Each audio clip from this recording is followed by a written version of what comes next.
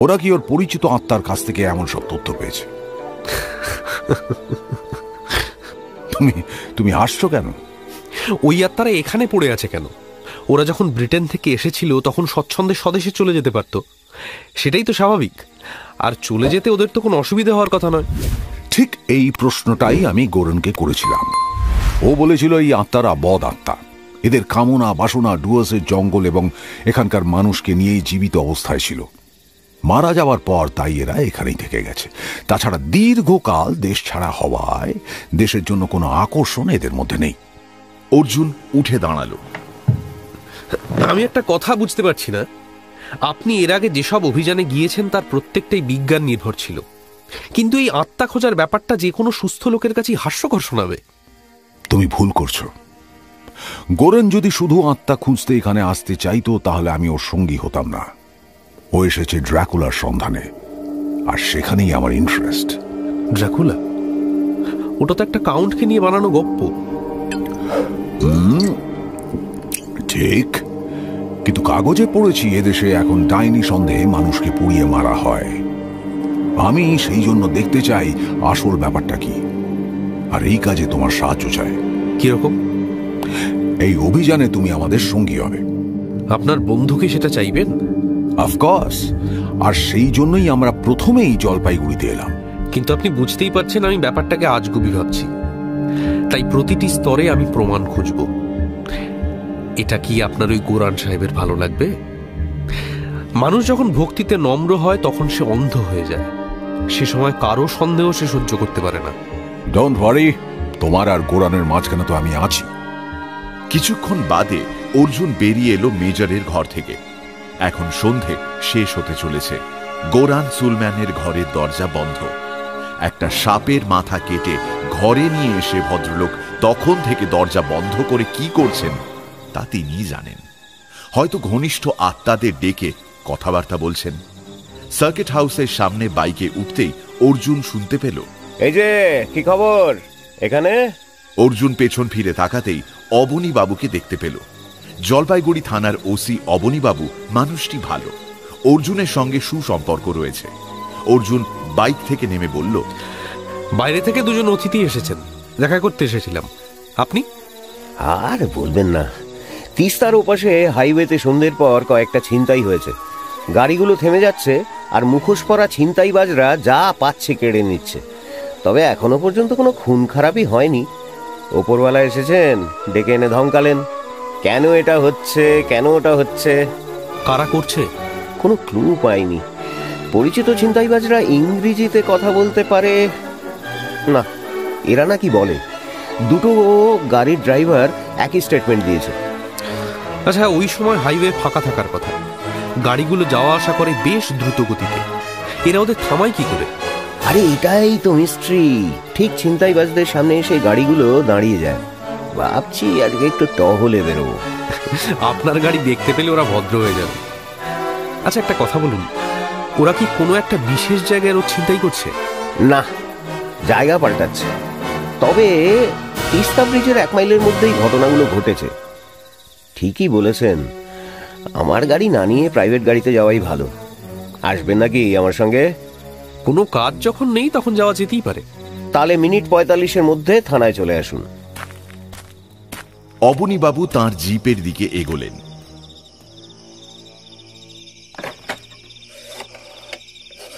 বাড়ি ফিরে এপি সাহেবকে ফোন করল অর্জুন। তিনি মাত্র 5 মিনিট আগে ফিরেছেন। অর্জুনের গলা পেয়েই বললেন, সন্তু আমাকে বাগানে ফোন করেছিল। তুমি বলেছো কোনো বড় খারাপ কাজ করার আগে ওকে এখান থেকে সরিয়ে দেওয়া দরকার, কিন্তু আজ অফিসে ও তোমার সঙ্গে যে ব্যবহার করেছে তাতে আমি খুব অপমানিত বোধ করছি। তুমি কি নিশ্চিত ও খারাপ কাজ করছে? হ্যাঁ। কি কাজ? সেটা জানতে হলে ওকে হাতে নাতে ধরতে হয়, আর ধরা পড়লে আইন তার মতো কাজ করবে। আপনি নিশ্চয়ই বুঝতে পারছেন আমি কি বলছি? নিশ্চয়ই। ও যদি কোনো অন্যায় করে থাকে তাহলে আমি চাইবো শাস্তি হোক। আমার দূর সম্পর্কের আত্মীয় হলেও আমি ওকে বাঁচাবার চেষ্টা করব না। আমি চেয়েছিলাম তেমন কিছু করার আগে ওকে সাবধান করে দিতে। ও যদি ইতিমধ্যেই অপরাধী হয়ে থাকে তাহলে আইন ওর বিচার করুক। Thank you Arjun. এপি সাহেব টেলিফোন রেখে দিলেন। মানুষটির প্রতি শ্রদ্ধা বেড়ে গেল অর্জুনের।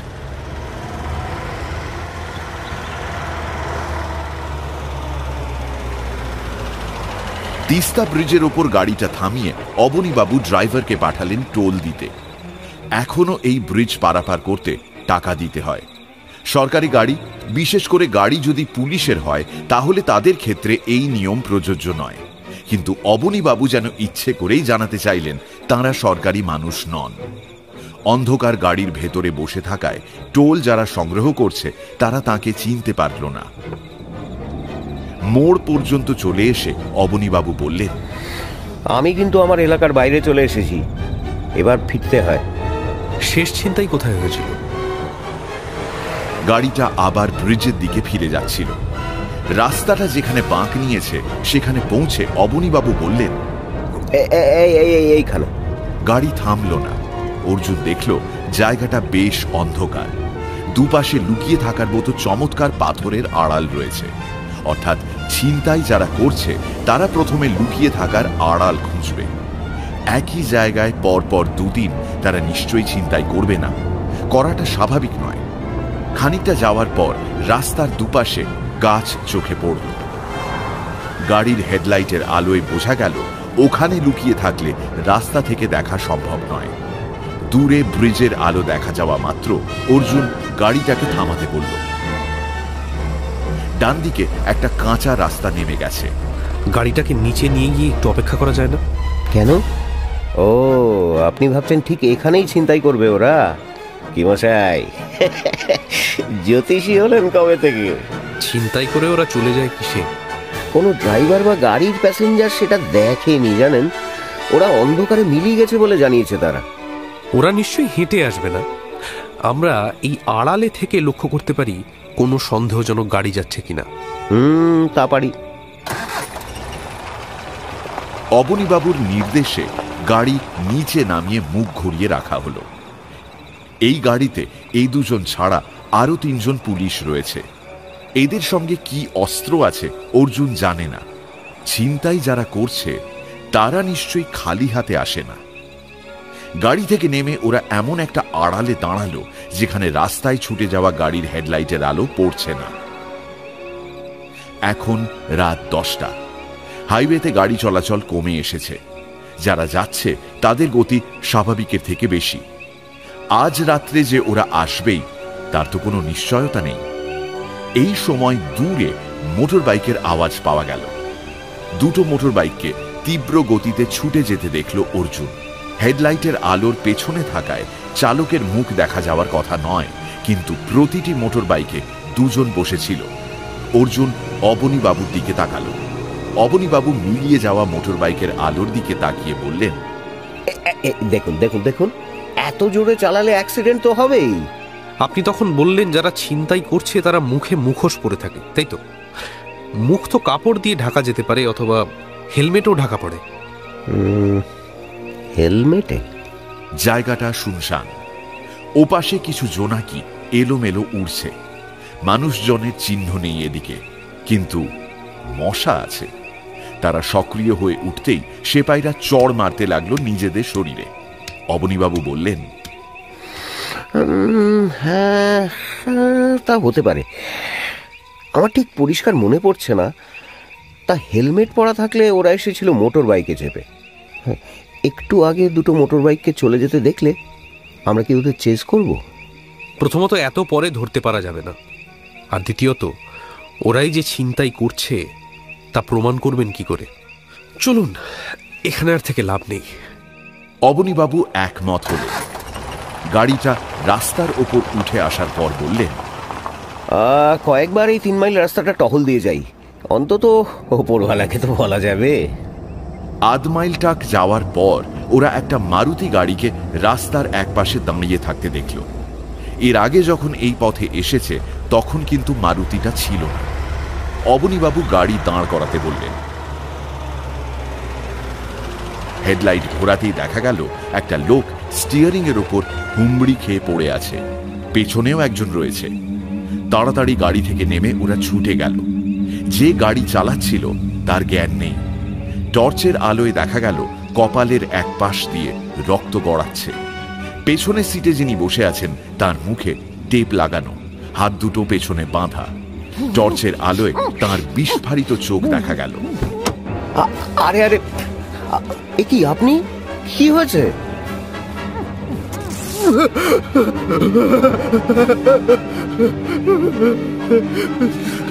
কি আর হবে, সর্বশান্ত হয়ে গেলাম মশাই। ডাকাতি হয়ে গেছে। ভদ্রলোকের নাম নবগোপাল ঘোষ, শহরের নামকরা কন্ট্রাক্টর। তাকে শান্ত হতে বলে অবনীবাবু ড্রাইভারকে নিজের গাড়িতে তুলে তখনই হাসপাতালে পাঠিয়ে দিলেন। পুলিশরাও ওই গাড়িতে ফিরে গেল। অবনীবাবু জিজ্ঞেস করলেন, নবগোপাল বাবু, আমি জলপাইগুড়ি থানার ওসি। কি হয়েছিল বলুন তো? আমার সব নিয়ে চলে গেছে ওরা। 2 লক্ষ টাকা ব্রিফকেসে ছিল। এই হতচ্ছাড়া কেশব, আমার ড্রাইভার, এত জোরে গাড়ি চালায় যে নাড়ি ভুঁড়ি পেট থেকে বেরিয়ে আসে। বার্নিশের মোড়ে ওকে ধমকাতে এমন আস্তে চালাতে লাগলো যে গরুর গাড়িকেও হার মানায়। ও যদি একটু জোরে চালাতো তাহলে এই জায়গা আমরা অনেক আগেই পেরিয়ে যেতাম। যাই হোক, ঠিক ওখানে আসা মাত্র দেখলাম একটা কালো বেড়াল রাস্তা কেটে দিয়ে ওপাশে চলে গেল। বুঝলেন তো, চোখে আলো পড়ায় ওর চোখ ভয়ঙ্কর দেখাচ্ছিল। কেশব সঙ্গে সঙ্গে গাড়ি থামিয়ে দিল। বেড়াল রাস্তা কাটলে, গাড়ি না থামালে নাকি অ্যাক্সিডেন্ট হয়, তার উপরে আবার কালো বেড়াল। আরে তুই যদি একটু জোরে চালাতিস তাহলে জায়গাটা পেরিয়ে যাওয়ার পর তো বেড়ালটা রাস্তা পার হতো। গাড়ি থামাতেই ওরা ছুটে এলো দুপাশ থেকে। কেশব বাধা দিতেই ওরা ওকে মারলো। তারপর তো দেখছেন। হ্যাঁ, কি দিয়ে মারলো তা দেখিনি। অন্ধকারে আমি তখন ব্রিফকেস আঁকড়ে বসে আছি। তারপর আমাকে টেনে ছিঁড়ে নামিয়ে ওই এই অবস্থা করে ব্রিফকেস নিয়ে ওরা চলে গেল। কি মশাই, কি ভয়ঙ্কর অরাজকতা বলতে পারেন। আরে ওদের কারো মুখ দেখেছেন? মুখ? না না, মুখ দেখিনি, ঢাকা ছিল। বাঙালি? কি জানি, ইংরেজিতে কথা বলছিল। মশাই, কি হবে আমার এখন? চলুন, আপনার গাড়িতে আপনাকে একটু থানায় নিয়ে যাচ্ছি। একটা ডায়েরি করতে হবে আপনাকে। পুলিশ? হ্যাঁ, আমার পুলিশের উপরে কোনো আস্থা নেই, কোনো আস্থা নেই আমার। ঠিক আছে, কিন্তু যা নিয়ম তা তো পালন করতে হবে। আর ইনি হচ্ছেন অর্জুন, পুলিশ নন, প্রাইভেট ইনভেস্টিগেটর। অবনীবাবু অর্জুনকে দেখালেন। হঠাৎ অর্জুনের হাত চেপে ধরলেন নবগোপাল বাবু। ভাই, ও ভাই, ভাই, আমি তোমার কথা শুনেছি। তুমি টাকাটা উদ্ধার করে দাও, আমি তোমাকে 10% কমিশন দেব। দেখো, আমি কিন্তু এক কথার মানুষ। আপনি বলছেন ডাকাতদের মুখ দেখতে পাননি, ওরা কারা তাই তো খুঁজে বের করা মুশকিল হবে। কিরকম বয়স বলে মনে হয়েছে? ওসব মাথায় ছিল না ভাই তখন। ওদের মাথায় হেলমেট ছিল? মনে করে দেখুন। হেলমেট? ইয়েস, ছিল, হেলমেট ছিল। হেলমেটে মুখ ঢাকা ছিল বলে চিনতে পারিনি। একজন অবশ্যই টর্চ জেলে ছিল, তার আলো হেলমেটে পড়ায় চকচক করছিল সেটা। আর এই মাথাগুলো এরকম গোল গোল দেখাচ্ছিল। নবগোপাল বাবুর গাড়ি চালিয়ে নিয়ে এলেন অবনীবাবু। থানায় পৌঁছে ওর বিবৃতি লিপিবদ্ধ করার পর ওকে যখন বাড়িতে পৌঁছে দেওয়া হলো তখন বাজে রাত প্রায় 12টা। দুজনে একা হওয়ার পর অবনীবাবু বললেন, কি দুর্ভাগ্য বলুন, নাকের ডগার উপর দিয়ে ডাকাতি করে গেল, অথচ কিছুই করতে পারলাম না। একটা ক্লুও পাওয়া যাচ্ছে না। না, যাচ্ছে। প্রথমত একটা কালো বেড়াল যে খুব ট্রেন্ড। এই শহরে নিশ্চয়ই খুব বেশি লোকের কাছে ট্রেন্ড কালো বেড়াল নেই। কালো বেড়াল? ওটা ঠিক সময়ে রাস্তা পার হয় বলে গাড়ি থেমে যায়। দাঁড়ান, এক মিনিট। আপনি বলছেন যারা ডাকাতি করছে তারাই বেড়ালটাকে ব্যবহার করছে? তাই তো স্বাভাবিক। দ্বিতীয়ত, মুখ হেলমেটে ঢাকা ছিল, তার মানে ওরা এসেছিল বাইকে চেপে। বাইকে চাপতে প্রৌঢ়রা তেমন পছন্দ করে না। তৃতীয়ত, ওরা কথা বলেছে ইংরেজিতে। সে ইংরেজি কতটা ঠিকঠাক তা নবগোপাল বাবুর পক্ষে বোঝা সম্ভব ছিল না, কিন্তু ধরে নিতে পারি একেবারে অশিক্ষিত ডাকাত ইংরেজিতে কথা বলবে না। একটা টেলিফোন করতে পারি? হ্যাঁ হ্যাঁ হ্যাঁ হ্যাঁ, নিশ্চয়ই। যন্ত্রটাকে টেনে নিয়ে নাম্বার ঘোরালো অর্জুন।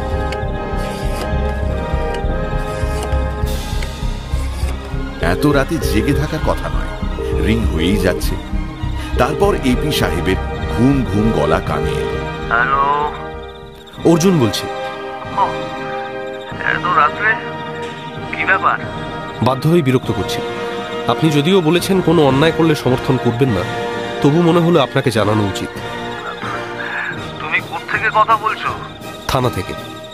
ও, বুঝতে পারছি। আইন আইনের পথে চলুক, এ ব্যাপারে আমার কিচ্ছু বলার নেই। এপি সাহেব টেলিফোন রেখে দিতেই অর্জুন একটা বাইকের আওয়াজ শুনতে পেল। বাইরে সেপাইয়ের সঙ্গে কথা কাটাকাটি, তারপর প্রায় জোর করে যে দরজায় এসে দাঁড়ালো তাকে এই সময় এখানে দেখার কথা চিন্তাই করেনি অর্জুন। অবনীবাবু অত্যন্ত বিরক্ত হয়ে জিজ্ঞেস করলেন, কি ব্যাপার? হ্যাঁ, কি চাই আপনার? উত্তেজনা মানুষকে অন্ধ করে দেয়। সন্দীপ উত্তেজিত, কিন্তু তাই বলে অর্জুনকে চিনতে পারছে না এখন। একবার তার দিকে চোখ বুলিয়ে অবনীবাবুর সামনে এগিয়ে গেল। আপনি তো ওসি, আপনার সাহায্য চাই। কি ব্যাপারে? আমার বেড়ালটাকে পাওয়া যাচ্ছে না। অবনীবাবু চেয়ার ছেড়ে উঠে দাঁড়ালেন। কি এত রাত্রে ইয়ার্কি মারতে এসছেন? মোটেই না। আপনার সঙ্গে ইয়ার্কি মারার কি দরকার আমার? আমি থানায় এসেছি অভিযোগ জানাতে। এই বেড়ালটা সাধারণ বেড়াল নয়, অত্যন্ত বুদ্ধিমান, আমার প্রিয়। ওকে কেউ চুরি করেছে আমার বাড়ি থেকে। দেখুন, এত রাত্রে আমি কোনো বেড়াল নিয়ে মাথা ঘামাতে রাজি নই। আপনি প্রয়োজন মনে করলে ডায়েরি করে যেতে পারেন, বেড়ালের খোঁজ পেলে জানিয়ে দেওয়া হবে। কথা শেষ করেই বেল টিপলেন তিনি। একজন সেপাই এগিয়ে আসতে তাকে বললেন, একে এসআই সাহেবের কাছে নিয়ে যাও, ডায়েরি করবেন। অর্জুন এগিয়ে গেল। নমস্কার সন্দীপবাবু, আমাকে চিনতে পারছেন? আপনি এখানে? ওসি সাহেবের সঙ্গে একটু গল্প করছিলাম। আপনার সমস্যাটা আমি বুঝতে পারছি। বেড়ালটাকে কখন থেকে দেখতে পাচ্ছেন না। আমি তো বললাম ওকে ডায়েরি করে যেতে। সেটা নিশ্চয়ই উনি করবেন, কিন্তু ওর বেড়াল সাধারণ বেড়াল নয়, নিশ্চয়ই বিশেষ কিছু বিশেষত্ব আছে। উনি তো বললেন বুদ্ধিমান বেড়াল। তাই তো আপনার উচিত ওর কথা একটু মন দিয়ে শোনা। সরি, উচিত শব্দটা ব্যবহার করা ঠিক হলো না, কিন্তু ভেবে দেখুন, বাড়ির বেড়ালকে পাওয়া যাচ্ছে না বলে আমরা কি কেউ রাত দুপুরে থানায় ছুটে আসতাম? ঠিক এটাই আমি ওকে বোঝাতে চাইছিলাম। অবনীবাবু অর্জুনের দিকে তাকালেন। বেশ, বেড়ালটাকে শেষবার কখন দেখা গেছে? সন্ধেবেলায়। ও নিয়ম করে দিনে দুবার বাগানে যায়। আজ পর্যন্ত ঘর নোংরা করেনি, আমিই নিয়ে যাই। কিন্তু আজ একটু তাড়া থাকায় মাকে বলেছিলাম বাগানে নিয়ে যেতে, বলে বেরিয়ে গিয়েছিলাম বাড়ি থেকে। একটু আগে ওর খোঁজ করতে গিয়ে দেখলাম ও নেই। আপনার মা কি বলছেন? মা বলছেন বেড়ালটা নাকি বাগান থেকে সোজা সিঁড়ি দিয়ে উঠে আমার ঘরে চলে গিয়েছিল, অথচ ও যায়নি। মা ভুল দেখেছে অথবা ভেবে নিয়েছে। আচ্ছা একটা কথা বলুন, ওই বেড়ালটা আপনার কাছে খুব দামি? হ্যাঁ নিশ্চয়ই, পোষা প্রাণী তো দামি হবেই। আপনি বলছেন ও খুব বুদ্ধিমান ছিল, তাই না? কিরকম? আমি যা বলতাম ও বুঝতে পারতো। এমনকি যদি বলতাম সিগারেটের প্যাকেটটা নিয়ে আয়, ও মুখে করে নিয়ে আসতো। কখনো বাগান ছাড়া বাড়ির বাইরেও যেত না। আমি ওকে ফেরত চাই অফিসার। আচ্ছা কিরকম দেখতে ছিল বলুন তো? কালো, একটু বেশি কালো। আমি ওকে ওর 4 দিন বয়সে এক ভুটিয়ার কাছ থেকে কিনে এনেছিলাম। মনে হয় ও ভুটিয়া বেড়াল। গায়ের লোমগুলো ঘন আর সাধারণ বেড়ালের চেয়ে বড়। অন্ধকারে ওর চোখ জ্বলে? ওই ধরনের যে কোনো প্রাণীর চোখই অন্ধকারে জ্বলে, কিন্তু তাই বলে আমার বেড়াল মোটেই হিংস্র নয়। অবনীবাবুর নির্দেশে খাতা এলো। সেখানে সন্দীপ তার নাম, ঠিকানা এবং অভিযোগ লিখল। খাতাটা এসআই এর কাছে জমা দিয়ে ডায়েরির জন্য পাঠিয়ে দিলেন তিনি। আপনি কি কাউকে সন্দেহ করেন? সন্দেহ? বেড়াল চুরি কেউ করবে বলে ভাবিনি, তবে একটা লোক দিন কয়েক আগে এসেছিল জানেন তো, আমার বিড়ালটাকে দেখতে চাইছিল। লোকটার ভাবভঙ্গি ভালো লাগেনি বলে আমি তাকে পাত্তা দিইনি। কোথায় থাকে সে? আমি জানি না। আচ্ছা সন্দীপবাবু, আজ সন্ধেবেলায় বাড়ি থেকে বেরোবার পর আপনি কোথায় গিয়েছিলেন? কাদের সঙ্গে ছিলেন? তার সঙ্গে বেড়াল চুরির কি সম্পর্ক? আপনার বলতে আপত্তি আছে? হ্যাঁ, এটা আমার ব্যক্তিগত ব্যাপার। আরে ভাই, জলপাইগুড়ি শহরে তোমার বয়সী ছেলে সন্ধেবেলা এমন কি করতে পারো যা বলতে অসুবিধা হচ্ছে? আমরা আড্ডা মারছিলাম। কোথায়? এটাও বলতে হবে? আমি বুঝতে পারছি না, আপনি যদি কোনো রকম অন্যায় না করে থাকেন তাহলে বলতে অসুবিধে হচ্ছে কেন? আমি অন্যায় করেছি বলে মনে হচ্ছে আপনার? হ্যাঁ, আপনি আমাকে অপমান করছেন। দেখুন ভাই, আমরা খুব ডিস্টার্ব হয়ে আছি। আজ সন্ধ্যের পর তিস্তা ব্রিজের ওপাশে ডাকাতি হয়েছে। ড্রাইভার খুব ইনজিওর্ড। এর আগেও হচ্ছিল, কিন্তু কেউ আহত হয়নি। তার সঙ্গে আমার সম্পর্ক কোথায়? আমি একবারও বলিনি সম্পর্ক আছে। যারা ডাকাতি করেছে তারা মোটর বাইকে চেপে গিয়েছিল। এই শহরেরই ছেলে। কি করে বুঝলেন যে এই শহরেরই ছেলে? অনুমান, আপনিও তো মোটর বাইকে এসেছেন। আমি কোন পরিবারের ছেলে তা আপনি জানেন না, বুঝলেন? তাছাড়া যদি ডাকাতি করে থাকি তাহলে ভুলেও থানায় আসতাম না। সেটা ঠিক, আবার বেঠিকও হতে পারে। যাকে আপনি যেতে পারেন, তবে যদি খবর পাই তাহলে বেড়ালটাকে উদ্ধার করার চেষ্টা করব। অবনীবাবুর কথা শেষ হলে সন্দীপ সুবোধ বালকের মতো উঠে ঘর থেকে বেরিয়ে গেল। আজ রাত্রে মনে হচ্ছে ঘুমের 12টা বেজে গেল। কেন? ডাকাতরা একটা বেড়াল ব্যবহার করেছে গাড়ি থামাতে। সন্দীপের বেড়াল যদি ওরা চুরি করে নিয়ে যায় তাহলে সন্দীপ নির্দোষ। আবার ডাকাতির পর যদি বেড়াল চুরি যায় তাহলে ও এখানে কেন আসবে? এই দাঁড়ান, আপনি কি করে মনে করছেন যে দুটো বেড়াল একই? হয়তো ভুল হচ্ছে, কিন্তু এমনও তো হতে পারে বেড়ালটা আদৌ চুরি যায়নি, সন্দীপ একটা বাহানা করে গেল। উঠুন, বাড়ি যান, কাল সকালে ভাবা যাবে। দাঁড়ান। অর্জুন টেলিফোনের কাছে গেল, নাম্বার ঘুরিয়ে সাড়া পেতেই বলল, হ্যালো মাসিমা, বেড়ালটাকে পাওয়া গিয়েছে? পাওয়া যাবে কেন? খোকা যে বললো ওটাকে কোন তান্ত্রিকের কাছে রেখে এসেছে। আচ্ছা, কি বলছো বাবা? সকালে ঘুম ভাঙা মাত্র মনে পড়ল মেজরের কথা। কাল অনেক রাত্রে বাড়ি ফিরেছিল অর্জুন। অবনীবাবু তাকে একা ছাড়েননি, সঙ্গে জিপ নিয়ে বাড়ি পর্যন্ত এসেছিলেন। পুলিশের কিছু অফিসার অবনীবাবুর মতো ভদ্র, বিনয়ী এবং শিক্ষিত বলে মানুষ ভরসা পায়। অবনীবাবু চেয়েছিলেন কাল রাত্রেই সন্দীপদের বাড়িতে যেতে। সন্দীপ যে ওই ডাকাতির সঙ্গে সরাসরি জড়িত এটা ওর কাছে স্পষ্ট হয়ে গিয়েছে, কিন্তু অর্জুন আপত্তি করেছিল। প্রমাণ হাতে না আসা পর্যন্ত সন্দীপকে গ্রেপ্তার করলে ভুল করা হবে। লুট করা টাকাগুলো নিশ্চয়ই সন্দীপ বাড়িতে রাখেনি। বেড়ালটাকেও সে উধাও করে দিয়েছে। জামিন পেতে তার কোনো অসুবিধা হবে না। কোনো সাক্ষীকে হাজির করানো যাবে না ওকে শনাক্ত করতে। ডায়েরি সূত্র ধরে অবনীবাবু নিশ্চয়ই ওর বাড়িতে যেতে পারেন, কিন্তু রাত দুপুরে যাওয়াটা অত্যন্ত অশোভন বলে উনি আজ সকালে যাবেন বলে ঠিক করেছেন। সার্কিট হাউসে গিয়ে অর্জুন জানতে পারল মেজর এবং গোরান সুলম্যান বেরিয়ে গেছেন। ওরা গিয়েছেন একটা রিকশায় চেপে। রিকশাওয়ালার সঙ্গে নাকি সারা দিনের চুক্তি হয়েছে। চৌকিদার জানালো, বলে গেছেন দুপুরে খাবেন না। জলপাইগুড়ি শহরে সারাদিন ঘুরে দেখার মতো কিচ্ছু নেই। অর্জুন একটু ক্ষুণ্ণ হলো এই ভেবে যে মেজর তার জন্য কোনো খবর রেখে যাননি। গতকাল ওরা সমস্ত জিনিসপত্র অমল সোমের বাড়িতে রেখে এসেছিলেন। কোনো কারণে যদি ওই বাড়িতে একবার ওদের যেতে হয় ভেবে অর্জুন বাইক ঘোরালো। হাবু বাগান পরিষ্কার করছিল। অর্জুন তাকে ইশারায় জিজ্ঞেস করে জানতে পারল যে মেজর এখানে এসেছিল। শুধু তাই নয়, হাবুর ইশারা থেকে অনেক কষ্টে অর্জুন বুঝল যে ওরা শ্মশানে গেছেন। শ্মশানে? কিছুই তো বুঝতে পারছি না। জলপাইগুড়িতে এসে মেজর কেন গোরান সাহেবকে নিয়ে শ্মশানে যাবেন? বুঝতে পারছি ওদের কথাবার্তা হাবু শুনতে পেয়েছে। ও ভুল করতেই পারে, তবু শ্মশানটা দেখে এলেই হয়। জলপাইগুড়ি থেকে শিলিগুড়ি শহরে যাওয়ার পথে ডান দিকে যে শ্মশানটা রয়েছে সেটা একসময় শহরের বাইরে বলে নির্জন ছিল। পাশের যে সরু নদীটায় আগে জল থাকত সেটাও শুকিয়ে গেছে। বাইক থেকে নেমে শ্মশানে ঢুকলো অর্জুন। খোঁজ নিয়ে জানলো ওরা এসেছিল সাধুর সন্ধানে, কিন্তু না পেয়ে অন্য শ্মশানে চলে গেছেন। শ্মশান থেকে বেরিয়ে এলো অর্জুন।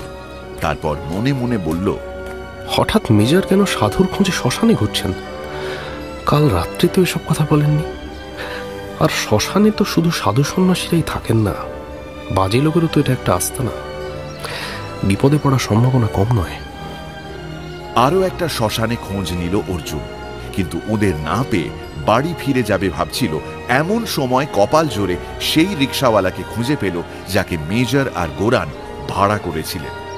তাকে জিজ্ঞেস করে অর্জুন জানল যে ওরা গাড়ি ভাড়া করে বার্নিশের ওখানে শ্মশানে গেছে। অর্জুন দাঁড়ালো না। তিস্তা ব্রিজ পার হয়ে বার্নিশে পৌঁছে খোঁজ করতে করতে শ্মশানে চলে এলো। এসেই বুঝল ওরা এখানে নেই, থাকলে একটা গাড়ি দাঁড়িয়ে থাকত। কিছু খবর পাওয়ার আশায় সে বাইক থেকে নামতেই গলা শুনতে পেল, বাবু। অর্জুন গোরক্ষনাথকে এখানে আশা করেনি। গোরক্ষনাথ ততক্ষণে এগিয়ে এসেছে। আজ ওর পরনে গেরুয়া লুঙ্গি, গেরুয়া পাঞ্জাবি আর কাঁধে বিশাল ঝোলা। এখানে এই শ্মশানে শ্মশানে ঘুরে বেড়ানোটাই তো আমার কাজ। আপনার তো এসবে ঠিক আস্থা নেই। তা আপনি কিসের সন্ধান এখানে? বিদেশ থেকে দুজন এসেছেন, আমার বিশেষ পরিচিত। ওরাও শ্মশানে ঘুরতে বেরিয়েছেন, ওদের খোঁজে এসেছি। ও হ্যাঁ, ওরা তো এখানে এসেছিলেন, আমি যদিও দেখিনি, ওই একটু আগে শুনলাম আর কি। এখানে তান্ত্রিকের খোঁজ করছিলেন। জলপাইগুড়ির শ্মশানে তো তান্ত্রিকরা নিয়মিত থাকেন না, হঠাৎ হঠাৎ আসেন। ওরা কোথায় গিয়েছেন? ধুকুয়ামারির শ্মশানে একজন সাধু আছেন, তার কাছেই গিয়েছেন বলে অনুমান করি। ধুকুয়ামারির কথা এখান থেকেই ওরা জেনেছেন। আপনি যাবেন সেখানে? হ্যাঁ। গোরক্ষনাথ অর্জুনের বাইকের দিকে তাকালো। আমাকে যদি পেছনে বসতে দেন তাহলে সঙ্গে যেতে পারি। সাধুর কথা কদিন থেকেই শুনছি, চোখে দেখে আসি। বেশ তো। অর্জুন বাইক থেকে নেমে দাঁড়ালো। ওটাকে ঘুরিয়ে রাস্তার দিকে নিয়ে যেতে যেতে সে জিজ্ঞেস করল, কাক, শকুন আর বিড়ালের খবর কি? আপনি আমার সঙ্গে রসিকতা করছেন বাবু? ওদের কি সহজে পাওয়া যায়? দুর্লভ বস্তু। আচ্ছা, উঠবো? হ্যাঁ। গোরক্ষনাথ উঠে বসতে অর্জুন বলল, কালো বেড়াল যার চোখ অন্ধকারে চলে, তাকে পেতে তো তেমন অসুবিধে নেই, এই শহরেই আছে। থাকলেই তো হলো না, কোথাও না কোথাও খুঁত থাকবেই, হয় চেহারায় নয় ব্যবহারে। সে অনেক ব্যাপার। আমাদের চারপাশে অদৃশ্য হয়ে যারা ঘুরে বেড়ান তাদের জব্দ করা তো সহজ কথা নয়। একটু খুঁত থাকলেই সব শেষ। অর্জুন বাইক চালু করল। তা তো বটেই, কাক বা শকুনের ব্যাপারটা সত্যি কঠিন, কিন্তু ওই ধরনের বেড়াল তো গতকালই পাওয়া গিয়েছে, তাই না? মুখ না দেখতে পেলেও অর্জুন বুঝতে পারল গোরক্ষনাথ খুব অবাক হয়ে গিয়েছে। তার গলা বদলে গেল। আপনি কি করে জানতে পারলেন? দেখুন, কোনো সাধারণ মানুষ কালো বেড়াল যার চোখ অন্ধকারে জ্বলে তাকে নিয়ে এসে বাড়িতে পুষতে চাইবে না। কালো বেড়ালকে সবাই অমঙ্গলের প্রতীক হিসেবে ভাবে। তার ওপর যদি ওটা বাচ্চা না হয় তাহলে তো কোনো কথাই নেই। গত রাত্রে রেসকোর্সের কাছে একটা বাড়ি থেকে কালো বেড়াল চুরি গিয়েছে, যার চোখ অন্ধকারে জ্বলে। কি বলছেন বাবু? চুরি গেছে? হ্যাঁ, যার বেড়াল তিনি ডায়েরি করেছেন থানায় এসে। আপনার কি মনে হয় আমি ওটাকে চুরি করেছি? আমি জানি না, তবে প্রয়োজন পড়লে তো মানুষ অনেক কিছু করে। বলছি, সামনের রাস্তাটা দুদিকে ভাগ হয়েছে, কোন দিকে যাব? ডানাতের রাস্তা। কিন্তু বাবু, আমি চুরি করিনি। তাহলে শহরে আরেকজন মানুষ আছে যার কালো বেড়াল প্রয়োজন। সন্দীপ মিথ্যে ডায়েরি করবে কেন? সন্দীপ বাবুই ডায়েরি করেছেন? বাহ, ওর সঙ্গে চেনাশোনা আছে? না, মানে ঠিক চিনি না। মিথ্যে কথা বলা কি ঠিক হচ্ছে? গোরক্ষনাথ, ভূত প্রেত হয়তো তেমন কিছু করলে ভয় পেতে পারে, পুলিশ কিন্তু পাবে না। পুলিশ আমাকে ধরবে? সন্দীপের বেড়াল চুরি করলে নিশ্চয়ই ধরবে। কিন্তু আমি তো চুরি করিনি। খবর পেয়ে বাড়িতে গিয়েছিলাম, চাকরের কাছে বিড়ালটা যে বর্ণনা পেলাম তাতে মনে হলো ওই রকম একটাকেই আমি খুঁজছি। একদিন সন্দীপবাবুর সাথে দেখাও করলাম, তিনি তো আমাকে প্রায় মারতে বাকি রেখেছিলেন। কোথায় থাকি, কি করি জেনে নিয়ে তাড়িয়ে দিলেন। তারপর দুপাশে তখন জঙ্গল শুরু হয়ে গিয়েছে। কিরকম স্যাঁতস্যাঁতে গন্ধ বাতাসে। কাল রাত্রে আমি তো অবাক। উনি মানে সন্দীপবাবু আমার বাড়িতে আসবেন আমি ভাবতেই পারিনি। বললেন আমি যেন কয়েকদিন বিড়ালটাকে আমার কাছে রেখে দেখি ও পোষ মানছে কিনা। 10 দিন পর এসে খোঁজ নেবেন, আর বিড়ালটার কোনো ক্ষতি হলে উনি সহ্য করবেন না। বলুন, আমি কি চুরি করেছি? সন্দীপ যে গিয়েছিল, আপনার সঙ্গে এসব কথা হয়েছে, তার কোনো সাক্ষী আছে? সাক্ষী? ওই বিড়ালটাই তো আমার কাছে আছে। আমার তো সংসার নেই, যে বুড়িটা দুটো রেঁধে দেয় সে সব শুনেছে। বাঁক ঘুরতে গাড়িটাকে দেখতে পেল। পুরনো অ্যাম্বাসেডর গাড়িটা রাস্তার একপাশে দাঁড়িয়ে রয়েছে। ড্রাইভার পেছনের সিটে শুয়ে আছে। জঙ্গলে ঘেরা কিছুটা খোলা জমি যে শ্মশান তা বুঝতে অসুবিধে হলো না। ওপাশে দুটো টিনের বাসাওয়ালা ঘর দেখা যাচ্ছে, কিন্তু মেজরদের দেখতে পেল না অর্জুন। এখানে তেনারা আছেন? গোরক্ষনাথ বাইক থেকে নেমে নাক টানল। কারা? তেনারা? আমি ঘ্রাণ পাচ্ছি। হ্যাঁ, আছেন। ধুকুয়ামারির এই শ্মশানের নাম শুনেছিলাম, কিন্তু কখনো আসা হয়নি। দুটো হাত মাথার উপরে তুলে 3-4 বার কাউকে নমস্কার জানালো গোরক্ষনাথ। অর্জুনের হাসি পাচ্ছিল। মা, মা রক্ষে করো, মা রক্ষে করো।